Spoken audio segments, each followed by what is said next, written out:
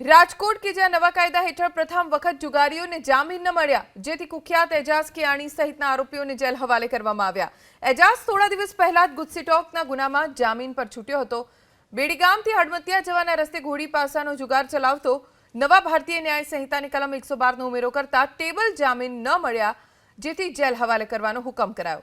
DCP Jagdish બગારવાનું કહેવું છે કે 8 આરોપીઓ સામે કાયદેસરની કાર્યવાહી થઈ છે। 3 લાખ રૂપિયા જપ્ત કરવામાં આવ્યા છે। કુવાડવા પોસ્ટ વિસ્તારમાં એજાજ ઉર્ફે ટકો નામનો આરોપી જે ગુસ્સી ટોકમાં જામીન મુક્ત છે, હાલમાં જાહેરમાં ઘોડી પાસાનો જુગાર રમાડે છે।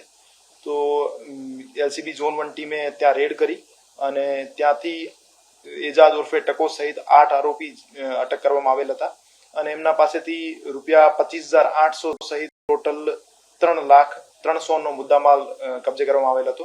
ભારતીય ન્યાય સંહિતાની કલમ 112માં 7 વર્ષ સુધીની કેદની સજા છે, તો એટલે એમને કોર્ટમાં પ્રોડ્યુસ કરવામાં આવેલ હતા અને કોર્ટમાં પણ એમને જામીન નહીં મળતા અને તમામ આરોપીઓને જેલ હવાલે કરવામાં આવેલ હતા। રાજકોટમાં પ્રથમ વખત છે કે જુગાર ધારા કલમ 12માં આરોપીઓને જેલ હવાલે કરવામાં આવેલ છે।